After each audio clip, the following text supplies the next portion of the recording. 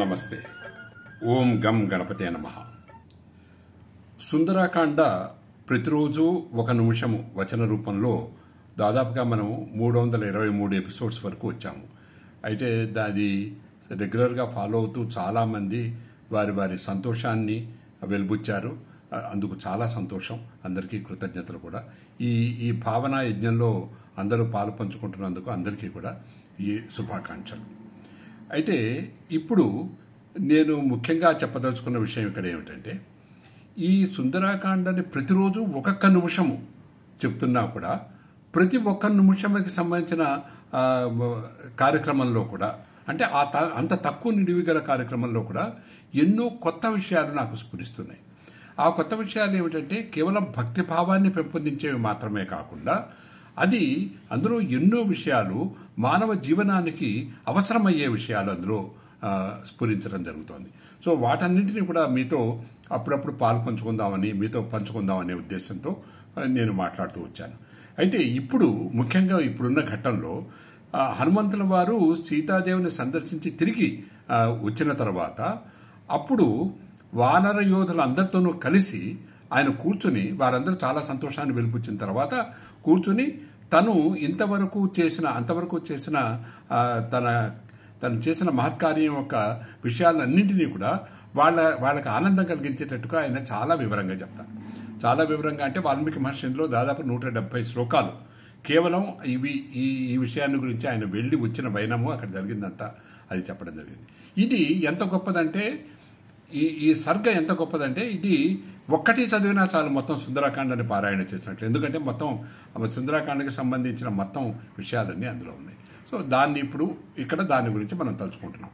అక్కడ ఆయన ఏం చేశారంటే, మొట్టమొదట ఆయన చెప్తూ తను సముద్ర లంఘనం చేసేటప్పుడు ఉన్న ఘట్టాన్ని, జరిగిన విషయాన్ని ఆయన వివరిస్తాడు. ఇక్కడ నేను ప్రత్యేకించి ఒక ముఖ్యమైన విషయాన్ని నాకు స్ఫురించిన విషయాన్ని నేను అందరితోనూ పాలుపంచుకుందాం అనుకుంటున్నాను. ఇది ఏమిటంటే, చాలా ముఖ్యమైనది మాత్రమే కాకుండా ఇది అందరికీ పనికొచ్చేది. ఇది మనకి మార్గదర్శనం చేస్తున్నారు వారు హనుమంతుల వారు, వాల్మీకి మహర్షి. ముఖ్యంగా ఇది యువకులకి, విద్యార్థులకి, అదేవిధంగా ఎవరైతే కార్యనిర్వహణలో ఉన్నారో, అది ఆఫీసుల్లో కానీ వ్యాపారాల్లో కానీ ఎక్కడైనా సరే కార్యనిర్వహణలో ఉన్నవారు, మేనేజ్మెంట్ లో ఉన్నవారు కానీ, లేదు ఉద్యోగస్తులు కానీ, అందరికీ ఇది మార్గదర్శక సూత్రం కింద ఉంటుంది. ఇది చాలా ముఖ్యమైనది కాబట్టి నాకు స్ఫురించిన దాన్ని మీకు చెప్పడం జరుగుతుంది. నేను కూడా మేనేజ్మెంట్ చదివిన ఒక వ్యక్తిని కాబట్టి ఆ రెండింటి మధ్య అన్వయము ఎంత అద్భుతంగా ఉందో నాకు స్ఫురించింది మీకు చెప్తాను. ఇప్పుడు హనుమంతుల వారు మొట్టమొదట సముద్రాన్ని లంఘిస్తారు. ఎక్కడ లంకకి వెళ్తే ఆ సముద్ర లంకన ఘట్టం ఏదైతే ఉందో అది కూడా అత్యద్భుతంగా ఉంటుంది. ఇక్కడ ముఖ్యంగా మనము భక్తిభావానికి సంబంధించిన విషయము ఒకటి అయితే, ఇంకొకటి అక్కడ జరిగిన విషయం ఏమిటి అన్నది. మొట్టమొదటి విషయం ఏమిటంటే, వారు అక్కడి నుంచి వెళ్తూ సముద్రయానం చేస్తుండగా, అంటే సముద్ర లంఘనం చేస్తుండగా 3 రకాలైన విఘ్నాలు ఆయనకి ఎదురవుతాయి. ఈ 3 రకాలైన విఘ్నాలు మన మానవ జీవితంలో మనకు కూడా ఖచ్చితంగా ఇలాంటివే ఎదురవుతూ ఉంటాయి. అదే కాకపోయినా దానికి సంబంధించినట్లుగా, అంటే దానికి సామీప్యంగా ఉండే విఘ్నాలు దాదాపుగా ఎదురయ్యే అవకాశం ఉంది. ఈ 3 ఏమిటి, దాన్ని వాళ్ళు ఎలా ఎదుర్కొన్నారు ఆయన, అది ఎలా మనకి మార్గదర్శనం అవుతుంది అని చెప్పడం నా ముఖ్య ఉద్దేశం ఇక్కడ. మొట్టమొదటి ఏమిటంటే, ఆయన సముద్ర లంఘనం చేస్తున్నప్పుడు, అంటే ఆయన చాలా వేగంగా ఆయన వెళ్తూ ఉంటారు. మొట్టమొదట ఆయనకి మొదటి విఘ్నం ఏంటంటే, ఒక పర్వతం, మైనాకుడు అనే పర్వతం ఒక్కసారిగా దారికి అడ్డం వస్తుంది. అయితే ఒక్కసారి ఆయన ఆలోచిస్తాడు, ఏమిటి నాకు విఘ్నం కలిగింది అని. ఆయన విఘ్నం అనుకుని ఫస్ట్ ఒక తోకతో కొడతాడు, కానీ అది మళ్ళీ పైకి వచ్చి చెప్తుంది, మీ తండ్రి నాకు చాలా ఉపకారం చేశారు, అలాగే సముద్రుడు కూడా శ్రీరాముడి యొక్క పూర్వీకులు చాలా ఉపకారం చేశారు, కాబట్టి నువ్వు వెళ్తున్న పనికి నేను నీకు చేయదలుచుకున్న ప్రత్యుపకారం ఏమిటంటే, ఇక్కడ ఈ పర్వతం మీద ఎన్నో రకాలైన మంచి ఫలవృక్షాలు, మంచి వాతావరణం ఉంది. కొంచెంసేపు నువ్వు ఇక్కడ కూర్చుని ఈ ఫలాల్ని అన్నింటినీ భుజించి సేద తీర్చుకుని నువ్వు వెళ్ళు, చాలా మంచి పని మీద వెళ్తున్నావు అని. అయితే వాళ్ళు మంచి కోసం చెప్తున్నారు. ఏమిటంటే, ఒక మిత్రుడిగానో లేకపోతే ఒక ఒక హితం కోరేవారుగాను చెప్తున్నారు. ఈయన ఏం చేస్తాడంటే, లేదు నేను చాలా సంతోషం నువ్వు చెప్పిన దానికి, నేను ఇటొచ్చి ఒక పని మీద వెళ్తున్నాను, ఈ పని మీద వెళ్తున్నప్పుడు దీనికి సమయపాలన అవసరం, సాయంత్రంలోగా నేను అక్కడికి చేరుకోవాలి, కాబట్టి నేను సంతోషించాను, ప్రస్తుతానికి మాత్రం నా ఉద్దేశం ఏమిటంటే నేను నీ ఆతిథ్యాన్ని నేను స్వీకరించినట్లుగానే భావించు అని అతనికి ఆ మైనాకుడి భుజం తట్టి, నేను సమయం మించిపోతోంది కాబట్టి అది ఆ పని మీద నిమగ్నమై ఉన్నాను కాబట్టి నేను ఇప్పుడు ప్రస్తుతం ఇక్కడ ఉండదలుచుకోలేదు, కానీ ఉన్నట్లుగానే నువ్వు భావించు అని చెప్పి ఆయన ముందుకు వెళ్తాడు. ఇది మొట్టమొదటి విషయం. ఇది ఎలా మనకు పనికొస్తుంది అని అంటే, ఇది అందరూ ఆలోచించండి. ప్రతి ఒక్కళ్ళు కూడా ఇది వాళ్ళ జీవితంలో వాళ్ళు విద్యార్థులు కావచ్చు, టెక్నోక్రాట్స్ కావచ్చు, ఇంకేదో ఉద్యోగస్తులు, మేనేజ్మెంట్, ఎవరైనా సరే, చివరి కుటుంబంలో కూడా ఏమవుతుందంటే వాళ్ళు ఒక రకమైన ముఖ్యమైన కార్యాన్ని ఒకటి తలపెట్టి ఉండొచ్చు. అది మేబీ రేపు ప్రజెంటేషన్ ఇవ్వాల్సిన అవసరం రావచ్చు, లేదు ఒక మంచి మీటింగ్, అవసరమైన మీటింగో సెమినారో అటెండ్ అవ్వాల్సిన అవసరం కావచ్చు, లేదు మన ఇంట్లో కూడా ఒక చాలా ముఖ్యమైన కార్యక్రమాన్ని మనం నిర్వర్తించు ఉండొచ్చు.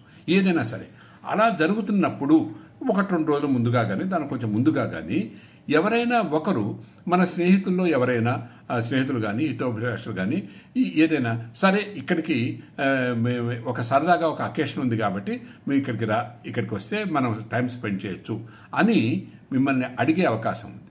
అది జరుగుతూ ఉంటుంది సాధారణంగా.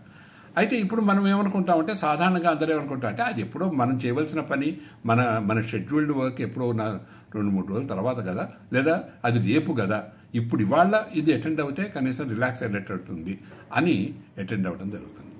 కానీ అలా జరిగినప్పుడు మీరు ఆలోచించండి, ఎప్పుడైనా సరే అలా జరిగినప్పుడు మీరు మీ సమయాన్ని అప్పుడు మీరు చేయవలసిన పనికి సమయానికి అందుకోకపోవచ్చు, లేదు వెళ్ళినా కూడా మీకు మీ మూడ్స్ డైవర్ట్ అయిన కారణంగా అక్కడ మీరు రేపు చేసే పని అంత ఎఫెక్టివ్గా చేయలేకపోవచ్చు, లేదు ఒకప్పుడు ఆ పని కూడా ఫ్లాప్ అవ్వచ్చు, చేయదలుచుకునే పని కూడా ఈ కారణం వల్ల షెడ్యూల్ వల్ల ఆ షెడ్యూల్ కూడా దెబ్బతినచ్చు, ఏది మనం చేయదలుచుకున్న షెడ్యూల్.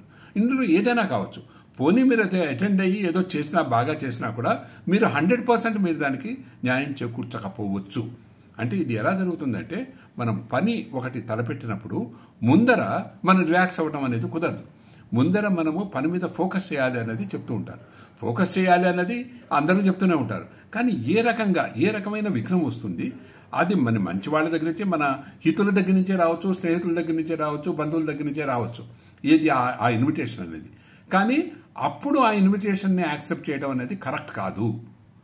కాబట్టి విఘ్నాలు అలా గనక అది ఎంత వాళ్ళు మంచి కోసం అవతల వాళ్ళు చేసినా కూడా అది మన పనికి అది విఘ్నం లాంటిదే. అందులో గనక మనం వెళ్తే మనం డైవర్ట్ అవుతాము, మన ఫోకస్ తగ్గిపోతుంది, మనం చేయదలుచుకున్న పని మనం సక్రమంగా సరైన కాలంలో సరైనంత ఫలవంతంగా మనం చేయకపోవచ్చు అన్నది దీని నుంచి మనం తెలుసుకోదగ్గ ముఖ్యమైన విషయం. దీన్ని హనుమంతుల వారు మనకి తను చేస్తున్న పని ద్వారా ఆయన మనకి తెలియపరుస్తున్నారు. ఇది ఒక ముఖ్యమైన విషయం. పరీక్షల కోసం కానీ లేదా ఏదైనా కాంపిటేటివ్ ఎగ్జామ్స్ కోసం కానీ ప్రిపేర్ అవుతున్న విద్యార్థులకి ఇంకా ఈ రకమైన సూత్రం వర్తిస్తుంది. ఏమిటంటే, పరీక్షలకు ముందు ఏ రకమైన డైవర్షన్స్కి లోనవ్వకుండా, అంటే సాధారణంగా వీళ్ళు పార్టీలను లేకపోతే ఫ్రెండ్స్తో వెళ్ళడమను ఇంకోటను ఏదో ఒక దానితో సమయాన్ని వృధా చేయటం కానీ, లేదా పరీక్షల ముందరే వాళ్ళు వాటిలో ఎంగేజ్ అయి ఉన్న కారణంగా వాళ్ళు సరైన లక్ష్య సాధన చేయలేకపోవటం కానీ జరుగుతుంది. అందువల్ల వాళ్ళకు కూడా ఇది బాగా పూర్తిగా వర్తిస్తుంది.